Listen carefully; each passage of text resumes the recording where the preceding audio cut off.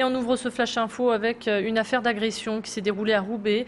2 policiers ont été blessés à coups de barre de fer. Les fonctionnaires souhaitaient interpeller un jeune collégien recherché pour avoir retourné le pouce d'une de ses professeurs la semaine dernière. Arrivés au domicile, les policiers ont trouvé une famille visiblement très remontée. Et les membres de cette famille ont roué de coups les policiers. Les 2 fonctionnaires blessés ont été conduits aux urgences de Roubaix. Leurs jours ne sont pas en danger, mais ils restent tout de même sous le choc. 5 personnes ont été interpellées et placées en garde à vue.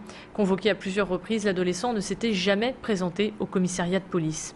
Et puis toujours dans la rubrique faits divers, hier une personne a été violemment agressée aux alentours de 13 h dans le métro CHR Dron, situé à proximité de l'hôpital de Tourcoing.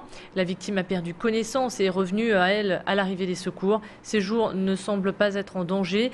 Les agresseurs ont réussi à prendre la fuite. Une enquête a été ouverte pour arrêter les auteurs de cette agression. Florence Cassé a fêté hier ses 36 ans derrière les barreaux et cela fait aussi bientôt 5 ans que la nordiste est emprisonnée au Mexique.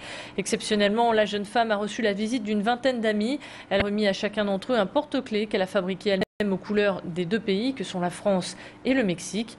Et puis aujourd'hui, un autre événement attend Florence Cassé. Une délégation mexicaine donnera une analyse du dossier et devrait annoncer une procédure devant la Cour suprême.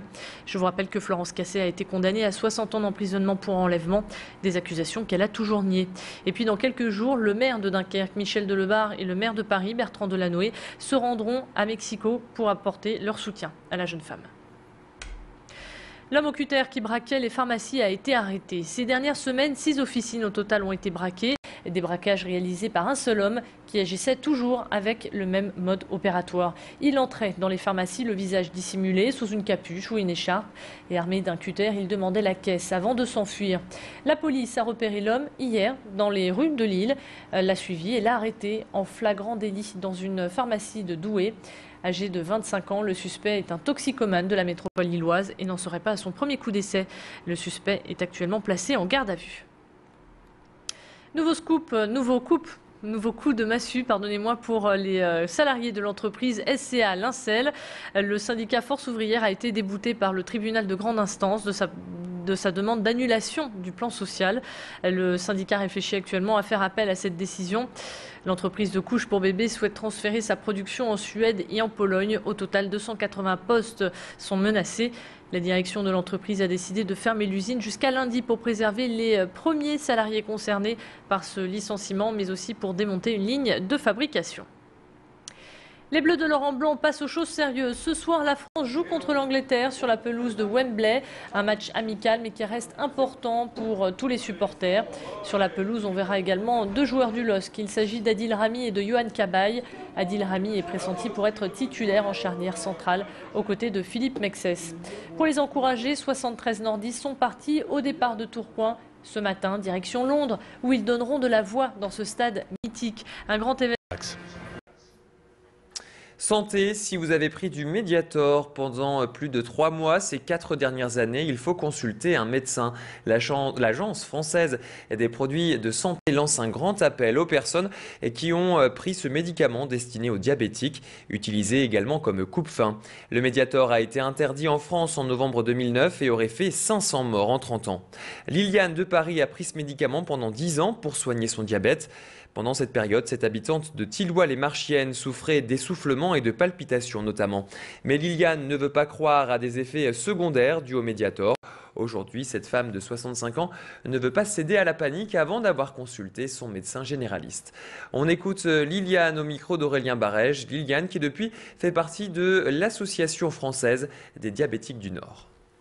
Je trouve que la première des choses est d'être au plus calme possible, de prendre un rendez-vous avec son médecin traitant, puis de discuter avec lui, de lui remettre en mémoire, voilà, est-ce que les complications que j'ai pu avoir au cours de ma vie suite à cette ingestion de médicaments, est-ce qu'elles sont simplement en relation avec mon diabète ou en relation avec ça, bon, et puis faire des examens complémentaires qu'il me prescrira, que le médecin me prescrira. On revient sur cette bisbille à Tourcoing. On vous en parlait sur notre antenne. Certains commerçants du centre-ville ne veulent pas de la piétonisation de la rue de Tournai, prévue début 2011. Ils craignent une baisse de la fréquentation des clients et ont demandé la mise en place d'une zone pour automobilistes limitée à 30 km/h. Lundi, Michel-François Delannoy a reçu une délégation de commerçants pour une réunion de travail. Le maire de la commune veut expérimenter ce dispositif, mais il s'est dit ouvert à toute discussion et proposition. On l'écoute au micro de Jean-Marc Courtin, notre reporter. Moi, je ne suis jamais choqué de voir des personnes qui se manifestent ou même qui font éventuellement des pétitions, parce que je sais que derrière ça, ce qu'elles recherchent, c'est nous convaincre ou d'apporter des arguments et qui derrière tout ça ont la volonté que les choses se passent le mieux possible. Et nous, c'est pareil. Alors voilà, il peut y avoir parfois des sujets sur lesquels on n'est pas tout à fait d'accord, mais le dialogue, l'échange, la recherche de solutions, voilà, on en est là. Et cela, je crois, sur ce sujet comme sur tous les autres, c'est un élément de notre méthode. Et on termine ce flash avec du foot. Bien entendu, ce soir, l'équipe de France débarque en Angleterre. Les Bleus affrontent ce soir en match amical les Britanniques au stade de Wembley. Une rencontre test. C'est la première fois que l'équipe de Laurent Blanc joue contre un effectif qui fait partie du top 10 mondial. Parmi les sélectionnés, 2 joueurs du LOSC, Adil Rami et Yohan Cabaye. Ce soir, dans l'enceinte mythique londonienne, des supporters de la métropole vont tenter de se faire entendre. À Tourcoing, près de 70 fans des Bleus ont pris le départ très tôt ce matin pour arriver en avance. Ils vont en profiter pour visiter justement la ville et les stades des alentours. C'est la fin de cette édition. Merci de l'avoir suivi. Tout de suite, c'est la météo.